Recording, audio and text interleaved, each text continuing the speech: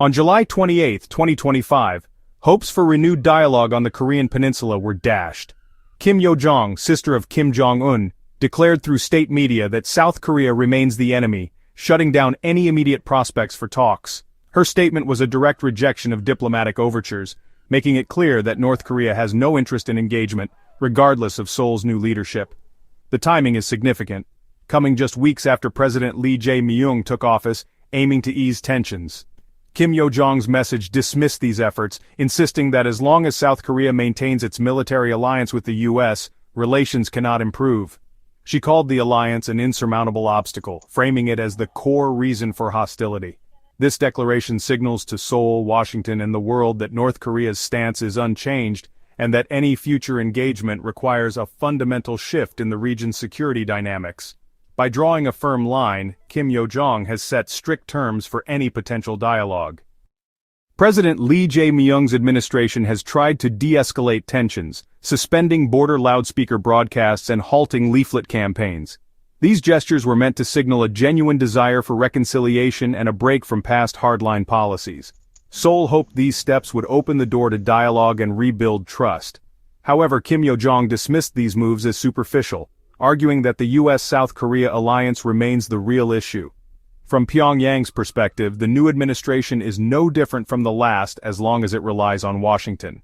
In response, South Korea's unification ministry has maintained a patient, measured tone, reiterating its commitment to peaceful engagement. Interestingly, officials noted that Kim's rhetoric was less hostile than before, suggesting Pyongyang is watching Seoul's actions closely. The Lee government is determined to avoid escalation, sticking to a consistent path of reconciliation despite North Korea's mistrust.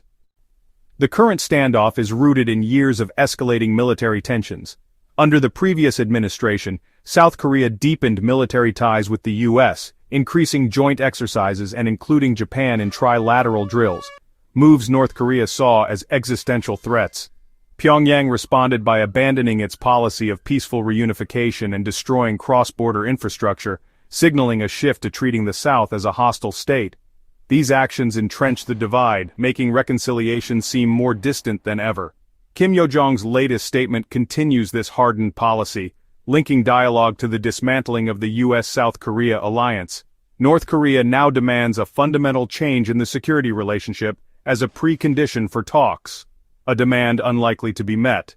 This stance places the burden for progress squarely on Seoul and Washington. The result? A diplomatic deadlock with little room for compromise.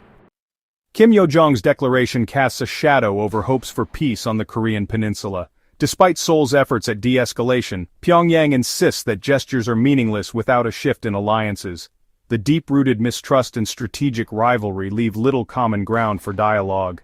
The Lee administration's strategy of patience aims to break the cycle of escalation, but risks being seen as weakness or simply ignored. The destruction of cross-border infrastructure and North Korea's hardened rhetoric reinforce the sense of a lasting impasse. For peace to be possible, a dramatic shift in trust and security arrangements would be needed, something that currently seems out of reach. The world now watches as the peninsula remains locked in a tense stalemate with the risk of miscalculation ever present. What do you think? Is genuine peace possible, or are the two Koreas trapped in a cycle of confrontation? Share your thoughts below.